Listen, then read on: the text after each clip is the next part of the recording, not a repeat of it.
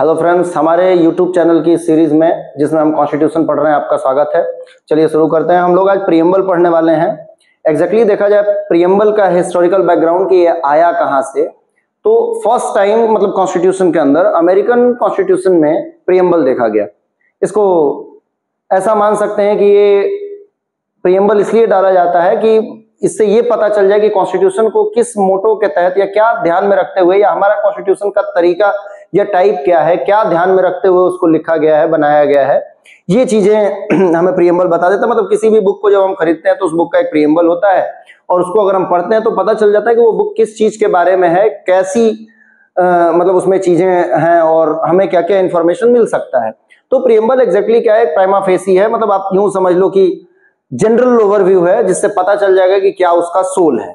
ठीक है। तो अब अमेरिकन कॉन्स्टिट्यूशन में डाला, तो जिस जिस देश में कॉन्स्टिट्यूशन बना और जिसको लगा कि हाँ उन्हें भी प्रीएम्बल डालना है, तो उन लोगों ने वैसे ही उस चीज को फॉलो करते गए। तो हम लोगों ने भी जब हमारा कॉन्स्टिट्यूशन बनाना शुरू किया, मतलब हमारे जो फाइंडिंग फादर्स थे कॉन्स्टिट्यूशन के, तो उन लोगों ने अपने कॉन्स्टिट्यूशन में प्रीएम्बल डाला। जवाहरलाल नेहरू जो थे, पंडित जवाहरलाल नेहरू, उनने इंट्रोड्यूस किया और फिर बाद में कॉन्स्टिट्यूएंट असेंबली ने इसको एक्सेप्ट कर लिया। ठीक है। तो इस तरीके से आया। अब एक एमिनेंट जूरिस्ट है पालखीवाला, आपसे क्वेश्चन पूछा जाता है कि उन्होंने इसके बारे में, मतलब अलग अलग जो जूरिस्ट हैं या संविधान के जानने वाले लोग हैं, उन लोगों ने इस प्रीएम्बल के लिए अलग अलग बातें कही हैं। तो पालखीवाला साहब ने कहा है कि ये आइडेंटिटी कार्ड है। कुछ लोग बोलेंगे कि ये प्राइमा फेसी है, कुछ लोग कहेंगे कि ये एग्जैक्टली हमें बता देता है कि किस चीज को ध्यान में रख के लिखा गया या क्या है वो उस चीज की अंडरस्टैंडिंग, कॉन्स्टिट्यूशन की अंडरस्टैंडिंग, बेसिक अंडरस्टैंडिंग बता देता है। ठीक है।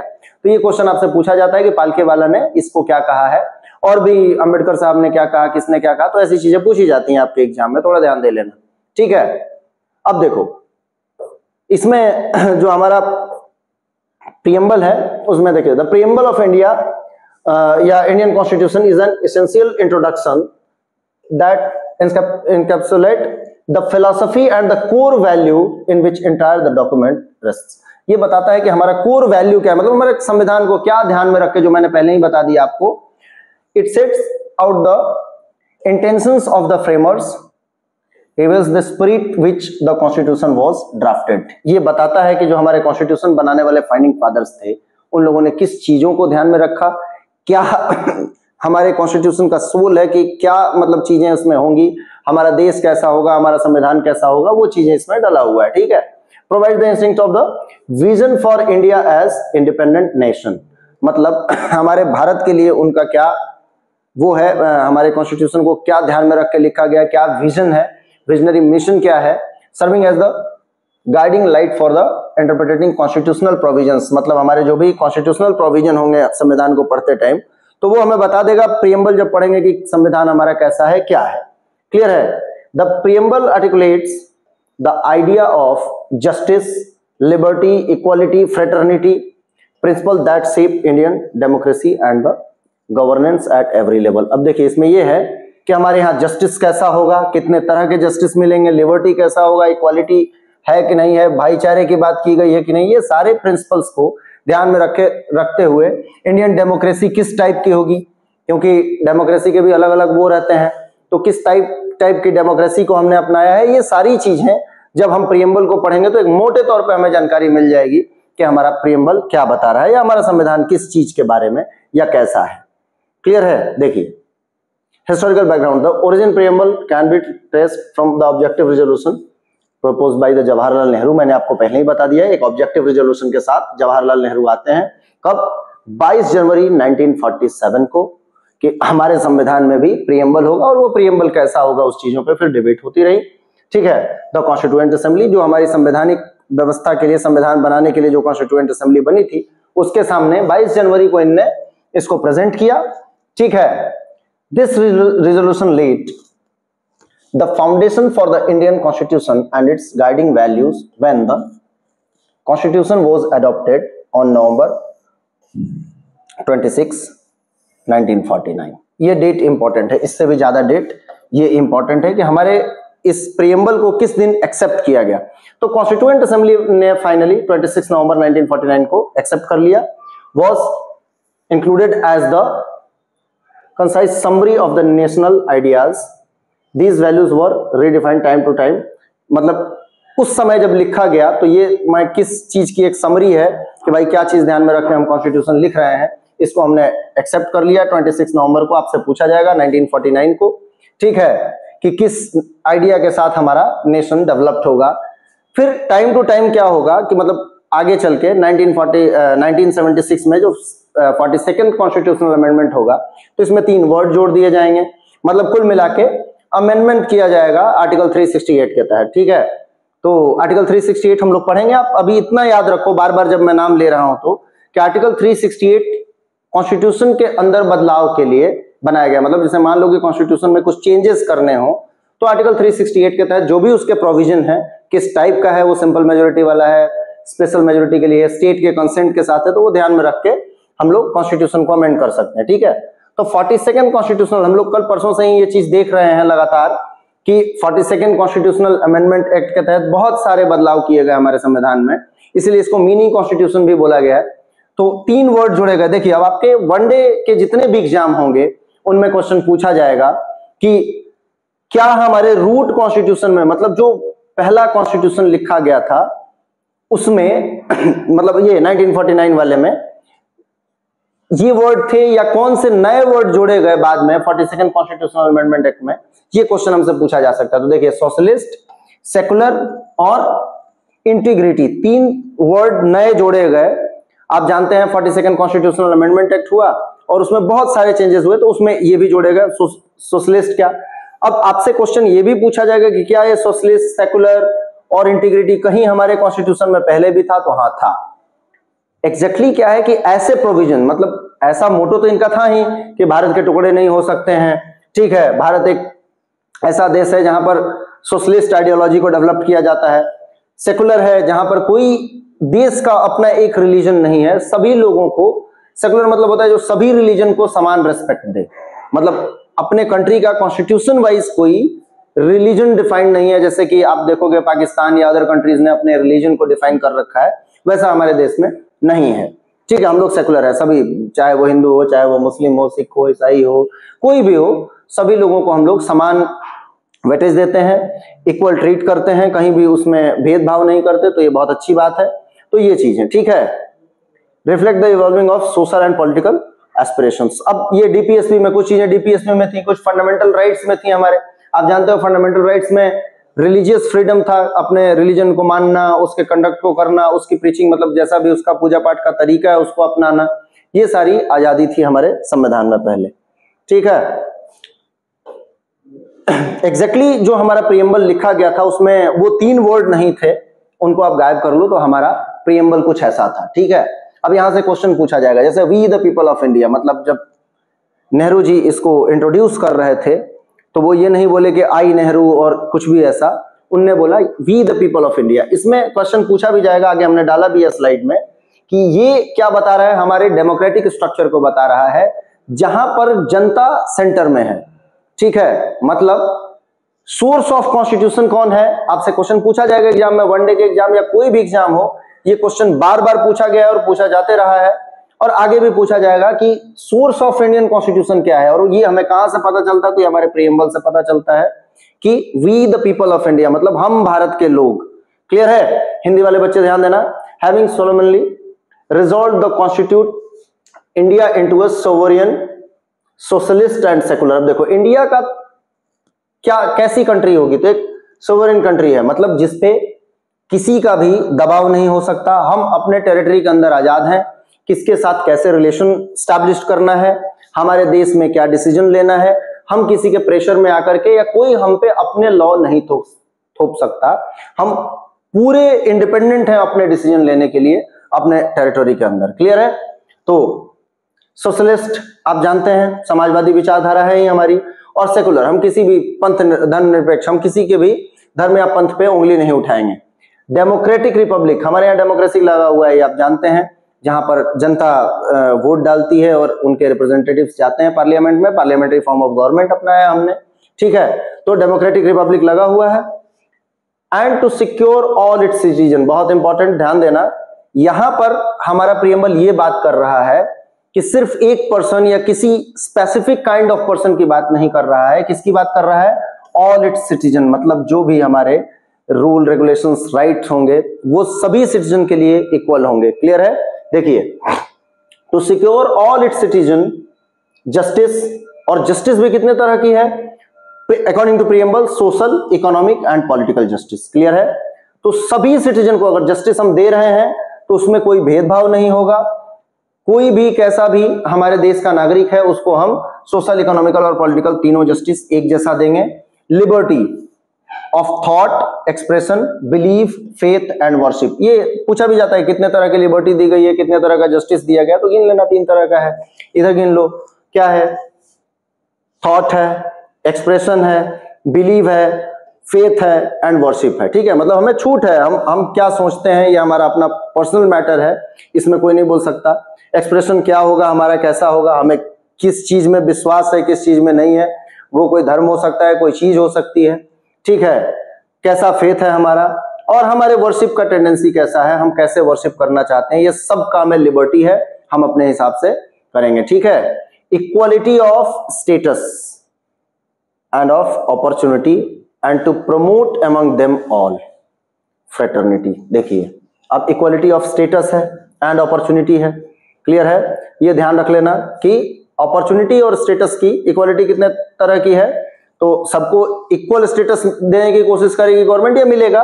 और अपॉर्चुनिटी कैसा होगा, सबको इक्वल अपॉर्चुनिटी मिलेगा। जैसे कि देखिए, अगर एग्जाम आया है, फॉर्म भरना है, अभी आप अलग अलग फॉर्म भरेंगे, तो उस फॉर्म में कहीं भी डिस्क्रिमिनेशन नहीं किया जाएगा। अब आप ये मत बोलने लग जाना कि रिजर्वेशन सिस्टम ये सब, नहीं, वो पॉजिटिव है, उसमें कहीं भी डिस्क्रिमिनेशन नहीं है। क्लियर है?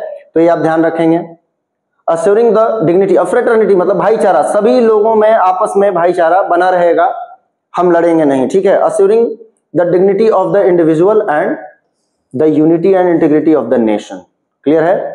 हम किसी भी तरीके से यूनिटी और इंटीग्रिटी को ब्रेक करने वाली बातें नहीं करेंगे, आपस में भाईचारा बनाए रहेंगे, सभी लोग साथ रहेंगे।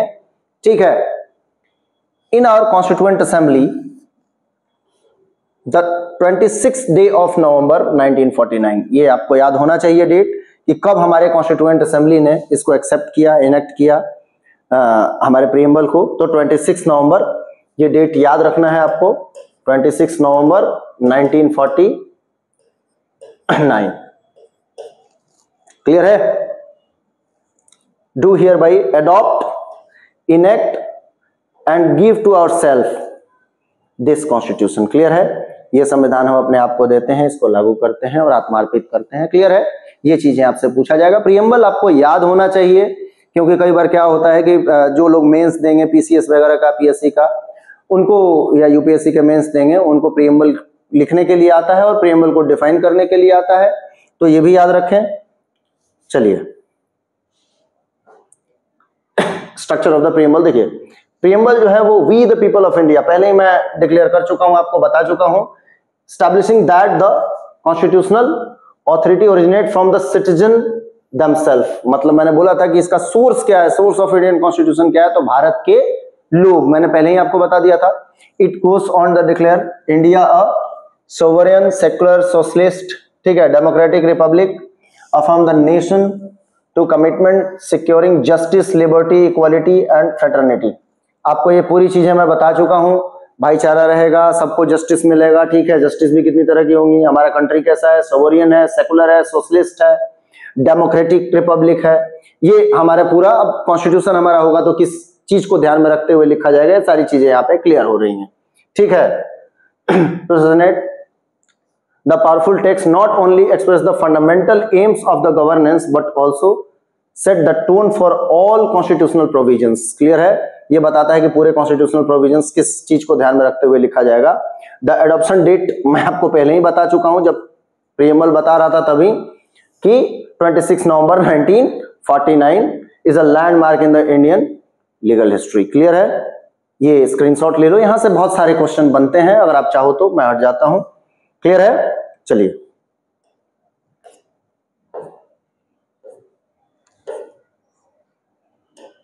Keywords. Each word in preamble holds deep significance, जैसे sovereign denotes independent authority free from external control. मैंने आपको पहले ही बता दिया था कि हम लोग सोवरियन कंट्री हैं, हम पे किसी भी अदर दूसरे देश का कोई भी कंट्रोल काम नहीं करेगा। हम लोग अपने हिसाब से अपने डिसीजन लेंगे। अब 2-3 बातें और आपसे पूछी जाएंगी अगर आप इंटरव्यू देने जाते हो तो, कि हम लोग जब सोवरेन है तो फिर हम लोग पार्ट ऑफ कॉमनवेल्थ है। हाँ, नो डाउट हमने अपने आप को कॉमनवेल्थ के मेंबर के फॉर्म में डिक्लेयर कर रखा है, और इसमें क्लियरली ये क्लियर है कि ये कॉमनवेल्थ के मेंबर होने का मतलब ये नहीं है कि हम पे लंदन या ब्रिटेन कहीं प्रेशर बनाएगा और किसी काम को करने के लिए मजबूर करेगा। ठीक है, हम लोग आजाद हैं, अपने हिसाब से डिसीजन लेंगे, जैसे हम लोग यूएनओ के भी पार्ट हैं। ठीक है, इसका मतलब ये नहीं कि यूएनओ हमें हमारी सॉवरेनिटी को तोड़ेगा या हम कहीं उनके उसमें डोमिनियन स्टेटस में आ गए हैं फिर से, ऐसा कुछ भी नहीं है। क्लियर है? तो इन चीजों को आप ध्यान में रखना। आपसे क्वेश्चन पूछा जा सकता है जब आप इंटरव्यू में जाओगे तो। While socialist emphasize economic and social justice, secular means the state treat all religions equally and do not uphold any particular faith। देखिए, अब हमारे कंट्री का कोई कॉन्स्टिट्यूशन वाइज रिलीजन नहीं है। सभी रिलीजन को अगर किसी एक धर्म के लिए 1 रुपया दिया जा रहा है फंडिंग के लिए, तो सभी रिलीजन को दिया जाएगा, या जो भी धर्म है सबका समान रूप से सम्मान मिलेगा। क्लियर है? हम लोगों ने अपने आप को यह भी नहीं बताया कि हम किसी धर्म का सम्मान नहीं करते, सबका बराबर सम्मान करते हैं। क्लियर है? डेमोक्रेटिक ग्रांटिक रूल, ये क्या है? डेमोक्रेटिक स्ट्रक्चर जो है वो किसकी बताता है? तो रूल ऑफ पीपल, आप जानते हो, directly through elected representative and Republic, significant that the head of the state is elected. ठीक है, तो डेमोक्रेसी बताता है कि जनता के द्वारा, और कौन होंगे? हेड ऑफ द स्टेट जो होगा वो इलेक्टेड होगा, किससे? हेरिडेटरी नहीं होगा। क्लियर है? मतलब राजे रजवाड़े का राज नहीं होगा, जनता के चुने हुए जो लोग हैं वो देश के लिए रूल रेगुलेशंस बनाएंगे, और सेंटर में जो होगा वो जनता ही होगी। मतलब डेमोक्रेसी लगा हुआ है, आप जानते हैं, to the people by the people वाली बात। ठीक है, the idea of justice, liberty, equality and fraternity reflect the holistic vision of the Indian state. आप जानते हैं कि हमारे यहाँ जो हमारा मतलब उनके अच्छे विजन्स थे, हमारे देश का जो अच्छा विजन है वो क्या बताएगा? सभी को समानता मिलेगा, छूट मिलेगा, भाईचारे के साथ रहेंगे हम लोग। ठीक है, आजादी है, इक्वल अपॉर्चुनिटी, किसी के साथ भेदभाव नहीं होगा, हर रिलीजन, हर सेक्ट, हर जेंडर के लोगों को इक्वल अपॉर्चुनिटी दिया जाएगा। ठीक है, national unity to every sphere of life. Clear है? Objective stated that the preamble extended for the beyond more words the guide the application, the interpretation and evaluation of the constitution itself. Justice encompasses social, economical and political, ये बता चुका हूं मैं आपको। ठीक है, tailoring politics and equity, liberty protects freedom through believe and worship. आपको ये वही चीजें हम लोगों ने यहाँ पे डिटेल कर दिया है कि आप काउंटिंग कर लेना कि किस तरह का, कितने फ्रीडम है, कितनी हमें लिबर्टी मिली हुई है। ठीक है, क्या क्या है वो उनके काउंटिंग पूछ देते हैं। अब आपसे पूछ दिया जाएगा कि हमें किस किस चीज का छूट है, तो बिलीव का है, फेथ का है, वर्शिप का है, थॉट का है, तो ये चीजें आपसे पूछा जाएगा with in the constitutional limits. ठीक है, अब कॉन्स्टिट्यूशनल लिमिट मतलब with in the constitutional limit ऐसा है कि आप ऐसा नहीं कि आपका विश्वास है कि मुझे किसी रिलीजन में विश्वास नहीं और वो रिलीजन एग्जिस्ट नहीं करता, तो किसी और को हम हार्म करने लग जाएं और ये बोले कि ये मेरा विश्वास है कि हम किसी को नहीं। आप नहीं मानते हो, ये अच्छी बात है, जो मानता है उसका भी रिस्पेक्ट करना पड़ेगा। क्लियर है? आपके थॉट दूसरे के थॉट पे हावी नहीं हो सकते हैं, तो ये चीज भी ध्यान रखना। Equality abolishes privilege and affirm equal respect for all citizens. अब देखो, इक्वालिटी का मतलब क्या है? आपको सबको एक जैसा किया जाएगा, किसी और को वेटेज दिया जा रहा है, किसी को नहीं दिया जा रहा है, ये चीजें नहीं होंगी। ठीक है, एंड फ्रेटर्निटी बिल्ड ब्रदरहुड, मैंने पहले ही बता दिया, भाईचारे की बात करता है, और जब भाईचारा होगा तो सेंस ऑफ यूनिटी होगा, नेशनलिज्म जगेगा, क्योंकि हम सभी लोग एक होंगे, एक जगह के होंगे, तो लड़ाई झगड़े नहीं होंगे और हम लोग एक बन के रहेंगे। ठीक है, integrity as the soul of the constitution, the preamble serve as the moral compasses helping courts and lawmakers resolve the ambiguous and uphold the national core values। Clear है? हमारे नेशन का कोर वैल्यू क्या है, national core value क्या है, उसको मतलब बहुत शॉर्ट एंड स्वीट में हमारा प्रीएम्बल बताता है। क्लियर है? अब ये बहुत बड़ा एक केस है, इसमें मतलब सीरीज ऑफ केस है, हम लोगों ने पूरा नहीं डाला है क्योंकि जब हम डॉक्ट्रिन ऑफ बेसिक स्ट्रक्चर को देखेंगे डिटेल में तो वहां पे हम पढ़ेंगे। पर आप यहाँ पे ये समझ लीजिए कि जैसे ही कॉन्स्टिट्यूशन में 3 टर्म जोड़े जाते हैं, आप जानते हो, सेकुलर और ये, तो देखिए सुप्रीम कोर्ट के पास पहुंच जाएंगे लोग और बोलेंगे कि क्या कॉन्स्टिट्यूशन के प्रियम्बल में चेंज किया जा सकता है। तो ये केशवानंद भारती केरला के एक संत हैं और इनके लैंड का कुछ केस था, हम बताएंगे डिटेल में। तो वो जाते हैं सुप्रीम कोर्ट में, केशवानंद भारती 1973, ये पूछा जाता है किससे है। तो इसमें सुप्रीम कोर्ट में इनने चैलेंज किया कि क्या प्रियम्बल को अमेंड किया जा सकता है। तो सुप्रीम कोर्ट ने बोला कि yes, preamble is an integral part of the constitution, और अगर वो इंटीग्रल पार्ट हो गया तो बात ही खत्म हो गया, आर्टिकल 368 उस पर लागू होगा। क्लियर है। So part of through it does not provide enforceable rights in the court, it can be amended under article 368। मैंने पहले ही बताया आपको कि अगर ये पार्ट ऑफ कॉन्स्टिट्यूशन हो गया तो आर्टिकल 368 लागू होगा, और आर्टिकल 368 क्या है? Amendment of constitution. क्लियर है। पर इसमें एक चीज सुप्रीम कोर्ट ने बहुत इंपॉर्टेंट क्वेश्चन है, ध्यान रखना कि डॉक्ट्रिन ऑफ बेसिक स्ट्रक्चर कहां से आया था। तो ये केशवानंद भारती केस में से ही बोला गया था कि पार्लियामेंट कॉन्स्टिट्यूशन के किसी भी पार्ट को पॉजिटिव मैनर में अमेंड कर सकती है, लेकिन जो बेसिक स्ट्रक्चर की बातें हैं, मतलब जो उसका सो मोटो है, किस बेसिक स्ट्रक्चर को ध्यान में रख के लिखा गया संविधान का जो मेन फ्लेवर है, उसको नहीं बदल सकती। अब इसमें एक क्वेश्चन और पूछा जाएगा, तो वो बेसिक स्ट्रक्चर है क्या? तो सुप्रीम कोर्ट ने ये डिफाइन नहीं किया कि बेसिक स्ट्रक्चर क्या है। उनने कहा कि पहले आप बनाओ तो सही, अमेंडमेंट करो तो सही, फिर हम बताएंगे कि वो वायलेशन ऑफ बेसिक स्ट्रक्चर है या नहीं है। यहां पर बहुत वाइजली काम किया है सुप्रीम कोर्ट ने। अगर वो कह देते कि ये चीजें बेसिक स्ट्रक्चर में आती हैं, तो ये कुछ नए तरीके ले आते हैं अमेंड करने के लिए, तो उन्होंने नहीं बोला, पहले आप बना लीजिए, फिर कोर्ट उसको देख लेगा, रेटिफाई कर लेगा, और अगर लगता है कि ये बेसिक स्ट्रक्चर का वायलेशन है तो उसको नल एंड वॉइड डिक्लेयर कर दिया जाएगा। ठीक है। तो आपसे पूछा जाएगा किस केस से डॉक्ट्रिन ऑफ बेसिक स्ट्रक्चर आया था, तो केशवानंद भारती केस से आया था। ठीक है। It is not destroyed, which means the essential spirit must remain enacted even after changes. So far only the 42nd Constitutional Amendment Act has modified the preamble further including the key social secular, ये याद रखना, ठीक है ना। Social secular और जो हमारा वो है 3 वर्ड है वो जोड़े गए और इंडियन कॉन्स्टिट्यूशन की आइडेंटिटी कार्ड के रूप में काम करता है। तो मैंने आपको बताया था कि कौन बोला था कि आइडेंटिटी कार्ड है, तो ये पालखीवाला सर ने बोला था कि ये आईडी है। एक ही बार अभी तक कॉन्स्टिट्यूशन के प्रीएम्बल में कितना बार अमेंडमेंट किया गया है? तो एक ही बार किया गया है। 42nd कॉन्स्टिट्यूशनल अमेंडमेंट में कितने वर्ड जोड़े गए? तो 3 वर्ड जोड़े गए। ये चीज आप बहुत अच्छे से याद रखिए, क्वेश्चन पूछा जाता है। कौन कौन से वो वर्ड थे ये भी पूछा जाएगा। ठीक है। केशवानंद भारती केस कब आया था, केशवानंद भारती कौन थे, ये तो नहीं पूछा जाना चाहिए, पर फिर भी अगर पूछा जाए तो याद रखना कि एक संत थे, कहाँ के? केरल के। क्लियर है। और इनके लैंड का कुछ मसला था, गवर्नमेंट लैंड पकड़ना चाहती थी और उसके लिए ये सुप्रीम कोर्ट गए थे, और फिर इसके बाद ये सारी बातें हुई। क्लियर है। चलिए बने रहिए, फिर हम नेक्स्ट चैप्टर में मिलते हैं। इस चैप्टर के लिए इतना बहुत ज्यादा था, मैंने बहुत स्ट्रेच नहीं किया है, बहुत लोगों ने इसको बहुत स्ट्रेच किया है, बहुत लंबा वीडियो बनाया है, पर मैंने सोचा कि जो एकदम काम की चीजें हैं शॉर्ट एंड स्वीट में आपको प्रोवाइड किया जाए। आप एमसीक्यू लगाते रहो, पढ़ने के बाद आपके क्वेश्चन बनते रहेंगे और धीरे धीरे आपका पॉलिटी ठीक हो जाएगा। चलिए, thank you, all the best.